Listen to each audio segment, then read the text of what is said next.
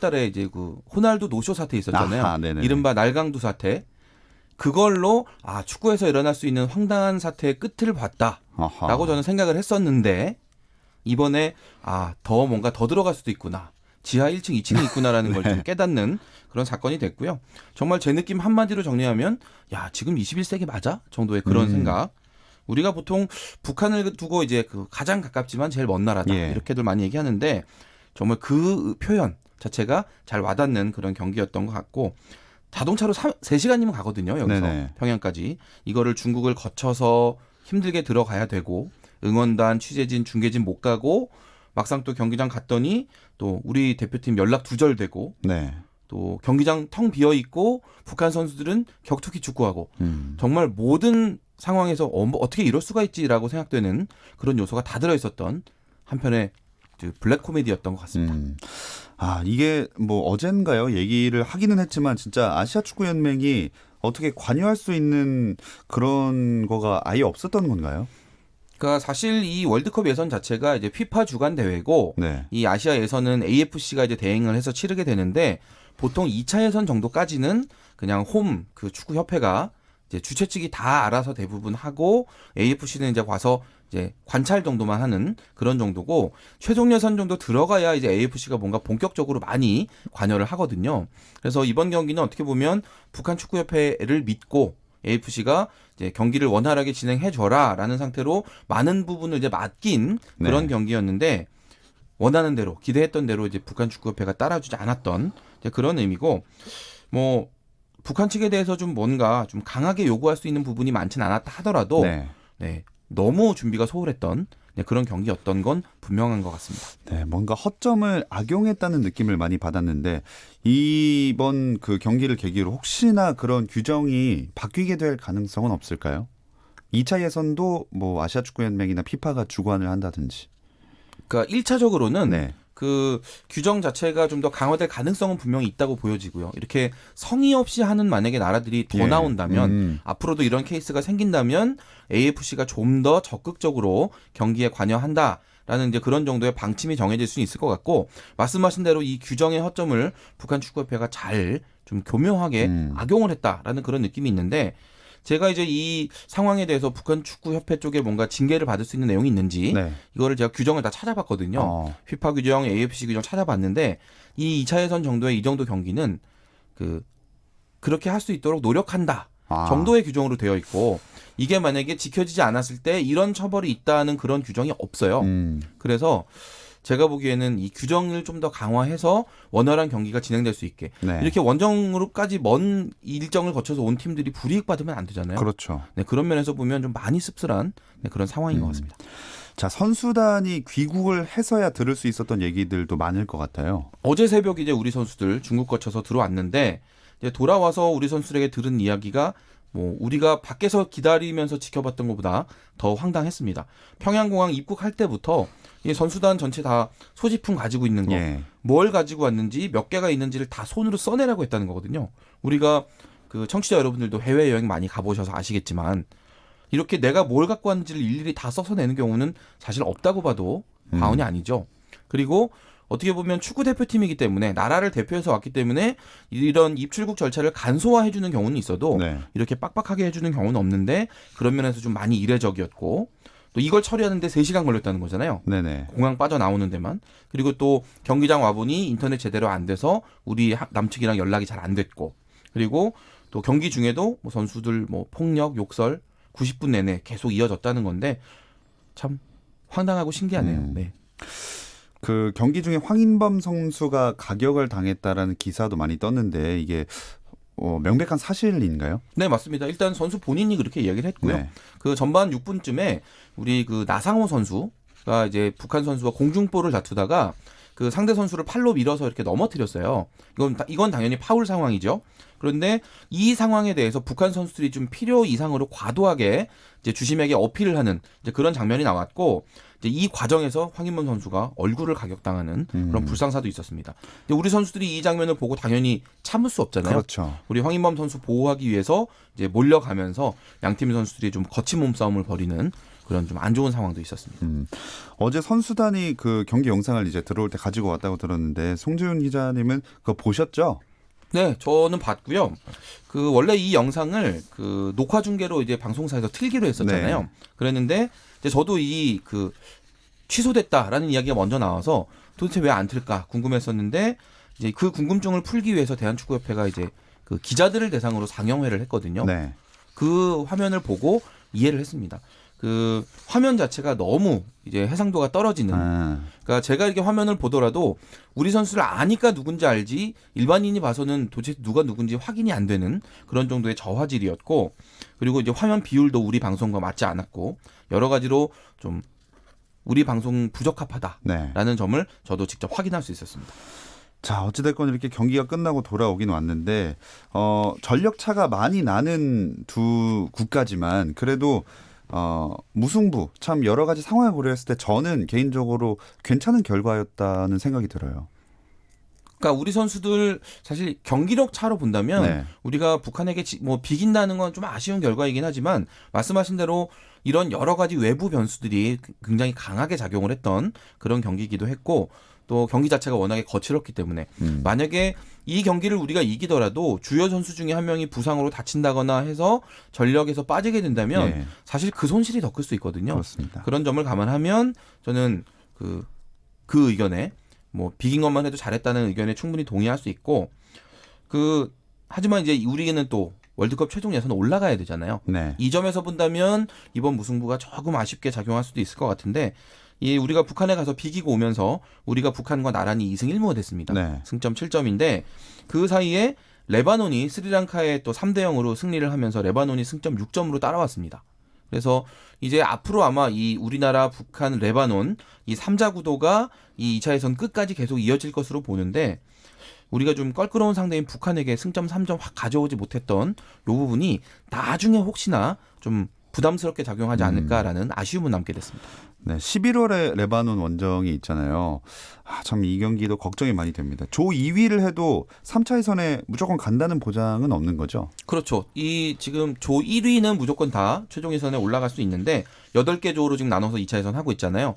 조 1위 8팀은 다 올라가는데 그 조 2위 8팀 중에서는 성적을 따져서 상위 4팀만 이제 최종 예선에 올라갈 수 있기 때문에 우리가 만약에 조 2위를 한다고 해도 올라간다는 보장이 없고요. 네. 그래서 우리는 무조건 조 1위를 해서 안전하게 가야 된다라는 건데, 말씀하신 대로 11월 레바논 원정이 이게 결코 쉽지 않다고 여겨지는 게 이 레바논 원정도 북한 못지않게 껄끄럽습니다. 네. 제가 예전에 그 브라질 월드컵 예선 때 가봤거든요. 현장에. 예.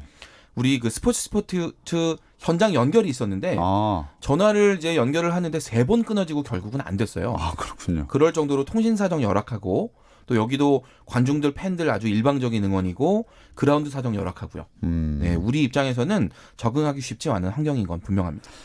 그래도 레바논 원정을 치르고 돌아오면 남은 일정에는 홈 경기가 많네요. 네, 우리가 레바논 원정 끝내면 일단 홈앤드 어웨이로 가는 그 이번 일정의 절반이 끝나는 건데, 그 남은 일정의 경기에서는 우리가 홈 경기 3번, 그리고 원정이 1번 있는데 스리랑카전이거든요. 네. 그렇기 때문에 원정 경기 부담은 사실상 없다, 이렇게 말씀드릴 수 있겠고, 이렇게 보면 우리가 뭐 일정상 유리합니다, 제가 이렇게 말씀드리는 건 뭐 자신감 있게 할 수 있지만, 엄밀하게 말하면 우리가 2차 예선에서 일정이 유리하다, 원정 경기 부담스럽다, 이렇게 얘기하면 좀 안 되는 게 아닌가 싶은 생각도 살짝 그렇죠. 듭니다. 네. 최종 예선도 아니고요. 그렇죠. 근데 우리나라는 어쨌든 그 조 1위를 지키고 있지만 카타르 월드컵 아시아 지역 2차 예선이 조별리그에서 이변이 꽤 많이 일어나고 있다면서요? 외신에서 우리 지금 이 월드컵 2차 예선에 대해서 혼돈이다라는 이런 표현을 썼는데, 저는 이 말에 꽤 동의하는 그런 편이고요. 일단 C조 이란이 진 게 상당히 눈에 띄는데, 네. 피파 랭킹 23위, 아시아에서 가장 높은 이란이 105위 바레인에게 0대1로 졌습니다. 제가 이 월드컵 예선에서 이란이 바레인에게 진 적이 있나 찾아보니까 있긴 있어요. 2001년 네, 10월까지 거슬러 올라갑니다. 그때 1대3으로 진 이후에 18년 만이거든요. 네, 이란 입장에서는 아마 정말 충격적인 패배로 여기고 있을 것 같고, G조에서도 66위 아랍에미리트가 114위 태국에게 1대2로 지는 그런 이변이 있었습니다. 뭐 아시아 축구가 그만큼 좀 평준화됐다, 이렇게 볼 수 있는 건가요? 네, 충분히 그렇게 말할 수 있겠고요. 이 역습 그리고 압박, 뭐 요즘 이 세계 축구의 대세로 자리 잡은 그런 이제 화두들인데 약팀들이 강팀을 이길 수 있는 그런 방법들이 다양하게 개발되고 있거든요. 그러면서 말씀하신 대로 이제 강팀과 약팀의 어떤 수준 차가 점점 좁혀지는 이런 상황이고, 같은 관점에서 우리도 우리보다 약하다라고 여기는 팀들에 대해서 마지막까지 방심하면 안 되겠습니다. 자, 이렇게 우리로서는 조금 힘든 A매치 기간을 마쳤고요. 이제 국내 축구 팬들은 다시 K리그 1 파이널 라운드로 관심이 모일 것 같습니다. 자세한 이야기는 잠시 쉬었다 와서 나눠볼게요.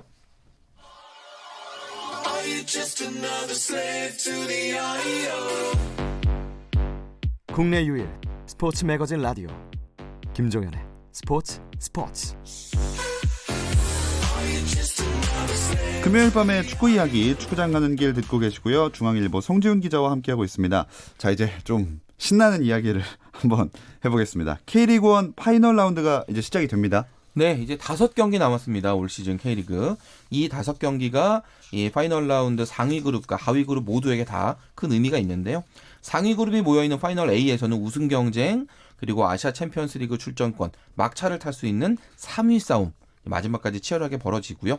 하위 6팀이 모여있는 파이널 B에서는 말 그대로 생존 경쟁입니다. 예. K리그 2로 자동 강등이 되는 12위 자리를 피하기 위한 싸움이 일단 하나 있겠고, 그리고 승강 플레이오프를 거쳐야 하는 11위도 사실 누구도 그 자리 가고 싶지 않거든요. 그럼요. 네, 마지막까지 살아남기 위한 전쟁이 이어집니다. 참 볼거리도 많은 파이널 라운드라 그런지 미디어데이도 엄청 성대하게 열었더라고요. 네, 올 시즌은 정말 그 어느 시즌보다도 이 스플릿 시스템이라는 이 시스템, 네. 이 자체에 좀 묘미를 만끽할 수 있는 그런 시즌인데, 앞에서 제가 소개해드렸던 우승 싸움, 또 챔피언스리그 출전권 싸움, 강등권 탈출 싸움 워낙에 치열하게 벌어지고 있다 보니까 팬들의 관심도 그만큼 뜨거웠고요. 그 연세대 100주년 기념관 콘서트 홀에서 12개 팀 감독, 주요 선수, 또 팬들, 취재진까지 수백 명이 모여서 아주 뜨거운 열기를 뿜어내면서 미드데이 행사가 열렸습니다. 보통 이런 미디어데이에서 뭐 감독들이 재미난 뭐 인터뷰를 하거나 이런 경우가 많은데 요즘은 어떤 감독이 이번에는 좀 눈길을 끌었나요? 예전에는 이 최강희 감독, 전북의 네. 최강희 감독과 이제 서울의 최용수 감독이 그렇죠. 정말 재치 있는 입싸움 하면서 팬들을 즐겁게 했었는데, 최강희 감독이 중국으로 간 이후에는 뭐 최용수 감독의 동무대다. 네, 이렇게 말씀드릴 수 있겠고요. 이 최용수 감독이 그렇게 말이 많은 타입은 아니에요. 네. 조용조용하게 한두 마디를 툭 던지는데, 뭐랄까요, 좀 적절한 타이밍에 꼭 필요한 한마디. 아하. 근데 이게 아주 촌철살인의 내용이 담겨 있는. 예. 그래서 기자들 입장에서 참 기사 쓰기도 좋고, 네. 뭔가 이게 딱 이게 말 들으면 확 웃게 되는, 꽂히게 되는 이제 그런 네. 말들을 합니다. 어제 같은 경우는 그 울산과 전북 중에 우승하고 싶은 팀은 나한테 물어보세요. 네, 요 얘기가 아주 저는 아주 인상적이었는데, 예. 현실적으로 지금 서울이 우승하기는 조금 어렵지만, 이 캐스팅 보트 뭐 내지는 아하. 킹메이커 역할을 우리가 틀어쥐고 가겠다라는 그런 의지가 보이는 한마디였습니다. 어떤 발언들이 구체적으로 나왔나요? 뭐 재치 넘치면서 아주 뼈가 있는 그런 말들 이제 이어졌는데, 올 시즌 이제 우승 경쟁하고 있는 울산의 김도훈 감독이 그 전북의 독주를 우리가 막을 수 있어서 좋다. 한 팀이 너무 다 하면 재미없지 않느냐 이렇게 얘기했거든요. 어떻게 보면 전북 입장에서 좀 이렇게 바늘로 콕 찔리는 듯한 네. 이제 그런 말일 텐데, 예. 모라이스 감독이 바로 이 받아쳤어요. 누구야 전북 올래? 여기다 누구를 채워달라라는 이제 그런 질문을 받았는데, 그 말을 듣자마자 바로 옆에 있던 울산의 김보경 선수에게 귓속말을 나누고 이제 껴안으면서 뭔가 된 것 같은 느낌을 주는 그런 상황이 있어서 예. 거기 현장에 있던 기자들 또 축구 팬들 다 웃었습니다.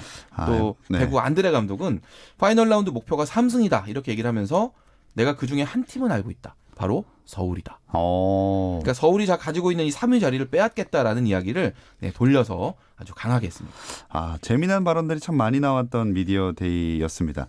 5경기 동안 참 많은 게 결정되기 때문에 매 경기 모든 팀들이 총력전을 펼쳐야 하는 상황인데, 상위 그룹 6개 팀의 경기는 일요일에 있네요. 네, 강원대 서울의 경기가 오후 2시에 춘천 송암 스포츠타운에서 열리고요.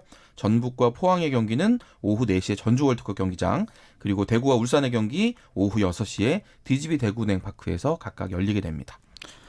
자, 우승 경쟁 중인 전북, 울산 각각 포항과 대구를 만나게 되는데 쉽지 않은 상대인 것 같아요. 네, 전북이 만날 포항도 또 울산이 만날 대구도 올 시즌 막판에 상승세가 대단했던 팀들이거든요.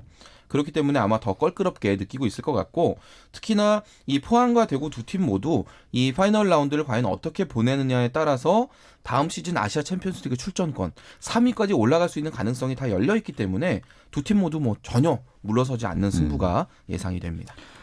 파이널 라운드 일정이나 뭐 객관적인 전력으로 봤을 때 전북, 울산 어느 팀이 더 우승에 가깝다고 보시나요? 두 팀 모두 참 의가 좋은 팀들이었어요, 올해. 네. 한 팀이 주춤할 때 다른 팀이 치고 올라가면 좀 차이가 확 벌어질 수도 있는데, 이길 때 같이 이기고 또 질 때 같이 지고 이러면서 지금 여기까지 왔거든요. 네. 네. 남은 일정에도 제가 보기에는 그 어느 한쪽이 치고 나가거나 이런 상황은 오지 않을 것 같은 그런 느낌이 강하게 들고, 이거 하나 확실하게 말씀드릴 수 있겠습니다. 두 팀이 다음 달 23일에 맞대결하게 되는데 그 경기 이기는 팀이 올해 K리그 우승한다 정도로 뭐 자신감 있게 예언할 수 있을 것 같습니다. 하긴 11월 23일에 37라운드 경기인데 6점짜리 경기니까. 그렇죠. 여기서 아마 판가름 나지 않을까. 네.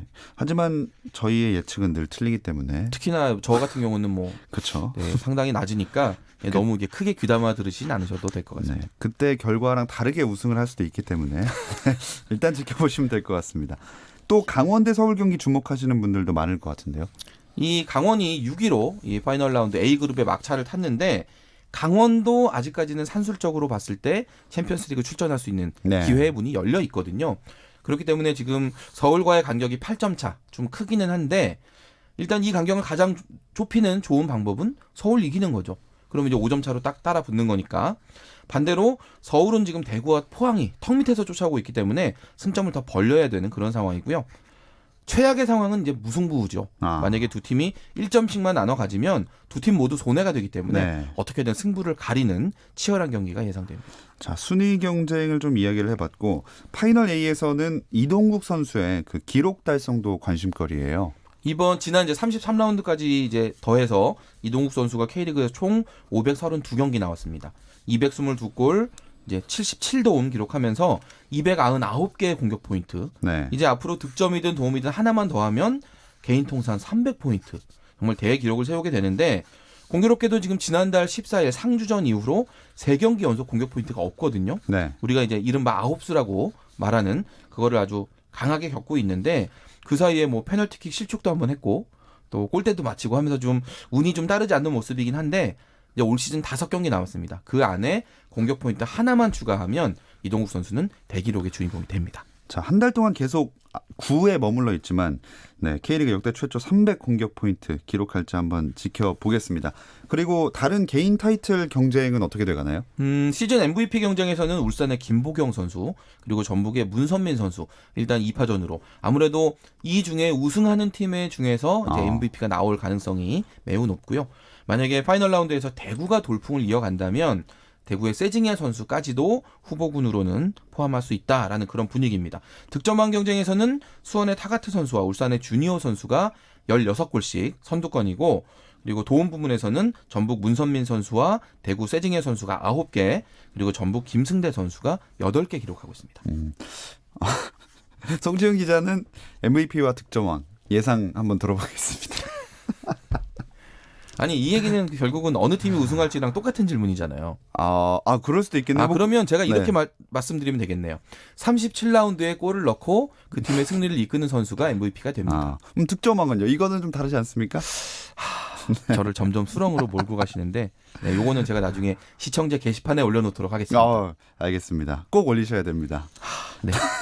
자, 그리고 하위 그룹인 파이널 B 경기는 토요일에 열리죠? 네, 수원과 경남의 경기 오후 2시에 수원 월드컵 경기장에서 있고요. 성남과 인천 오후 4시에 성남 탄천 종합운동장에서 맞대결을 합니다. 상주와 제주의 경기는 오후 6시에 상주 시민운동장입니다. 이 하위 그룹 팀들은 동기부여될 만한 게 좀 없잖아요. 파이널 라운드 오면 그게 좀 아쉬운 것 같아요. 그 7, 8, 9위 팀 특히나 네네. 강등과는 좀 멀어져 있는 그런 팀들이기 때문에 사실 동기부여 좀 부족하다라고 말씀드릴 수도 있는데, 반대로 생각해 보면 올 시즌 정말 치열하게 벌어지고 있는 이 강등권 싸움, 지금 경남, 인천, 제주의 이 세 팀 중에 이 세 팀에 대한 어떤 뭐랄까요, 생사 여탈권을 7, 8, 9위가 쥐고 있다. 이렇게 그렇게 말씀드릴 수 되겠네요. 있거든요. 네. 우리 손에 너희 목숨 달렸어라는 어. 그런 느낌으로 접근을 하신다면 그 7, 8, 9위 팀 좋아하시는 분들도 많이 즐기실 수 있을 것 같고요. 10위 경남이 지금 승점 28점, 11위 인천이 26점, 그리고 12위 제주가 23점인데 네. 뭐 세 팀 간격이 그렇게 크진 않기 때문에 네. 남은 5경기 결과에 따라서 상황이 어떻게 바뀔지 모릅니다. 자, 여기서 떨어진 팀이랑 승강 플레이오프를 치러야 하는 K리그 2의 팀은 어디가 될 걸로 보이나요? 일단 K리그 그 2에서 1위를 한 팀, 우승한 팀은 자동으로 승격을 하게 되거든요. 예. 현재로서는 광주가 이제 유력한 상태고 현재로서는 부산이 아마도 승강 플레이오프에 올라올 가능성이 조금 더 높아 보이지 않느냐라는 이제 그런 관측들이 많은데 안양과 안산이 요즘 막판 뒷심이 정말 좋아요. 이 K리그 2 같은 경우는 플레이오프를 거쳐서 이 승강 플레이오프 최종 진출하는 팀을 뽑기 때문에 이 막판 상승세를 절대 무시할 수가 없습니다. 그렇기 때문에 이제 부산이 가능성이 높지만 안양과 안산의 상승세를 주의해야 한다. 또 지켜봐야 한다. 이렇게 말씀드릴 수 있겠습니다. 그리고 오늘 여자 대표팀 감독 선임 소식도 전해졌죠? 네, 대한축구협회가 오늘 발표를 했는데요. 잉글랜드 2부 리그 챔피언십 소속의 허더스필드를 이끌고 있는 수석 코치 콜린 벨 감독과 2022년 여자 아시안컵 본선까지 여자 축구 대표팀을 이끄는 계약을 맺었다. 이렇게 발표를 했습니다. 이 벨 감독은 독일, 노르웨이 거치면서 여자 축구 지도자로 활약했던 그런 분인데 그 지난 2013년에 독일 여자 분데스리가 프랑크푸르트 감독이 됐었군요. 그 2014년에 독일컵 우승을 이끌었었고 2015년에 여자 챔피언스리그 우승 이끌면서 이 여자 축구계에서는 실력을 인정받는 그런 지도자입니다. 그 최근까지 아일랜드 여자 축구 대표팀을 이끌기도 했습니다. 외국인 감독은 여자 대표팀에는 처음 아닌가요? 네, 뭐 남자 축구 대표팀 경우에는 그동안 많이 있었지만 여자 축구 대표팀에 외국인 지도자가 온 건 이번이 처음이고 그만큼 우리 여자 축구 대표팀이 좀 국제적인 경쟁력을 회복하려면 좀 충분한 그리고 오랜 그런 준비 과정이 필요하다라는 그런 축구협회의 의사를 반영한 걸로 보시면 되겠습니다. 벨 감독이 오는 21일에 우리나라 들어오게 되고요. 22일에 취임 기자회견 하게 됩니다. A매치 데뷔전은 이제 12월에 부산에서 열리는 동아시안컵이 될 것 같고요. 뭐 그때 우리 벨 감독 특유의 축구 색깔 확인할 수 있을 것 같습니다. 그리고 지금 제가 기사를 보다가 나온 건데 대한축구협회가 AFC에 북한 징계를 검토해달라는 공문을 발송했다는 기사가 지금 났거든요. 이게 공문을 보내도 AFC에서 아까도 잠깐 얘기한 거긴 하지만 정말로 징계가 뭐 노력한다라고 아까 규정상 돼 있었다고 하니까 공문까지 우리가 보내면 약간 가능성이 더 높아지는 거 아닌가요? 그러니까 북한을 실제로 징계해달라는 그런 의지 자체가 담겨 있을 수도 있지만 네. 앞으로 우리뿐만 아니라 이제 이 월드컵 예선이 나왔을 때 이런 상황이 재발되지 않게 해달라로 북한을 좀 더 압박하는 그런 의미가 강하다고 보고요. 북한이 좀 이걸 좀 받아들여서 최소한 축구 경기만큼은 축구 경기답게 진행하는 그런 모습 좀 보여줬으면 좋겠습니다. 네, 진정한 정말 순수한 스포츠의 모습을 볼 수 있었으면 좋겠습니다. 중앙일보 송지훈 기자와 이야기 나눠봤습니다. 고맙습니다. 감사합니다. 주말에는 9시 20분부터 함께 하실 수 있고요. 저는 월요일 8시 30분에 다시 돌아오겠습니다. 김종현의 스포츠.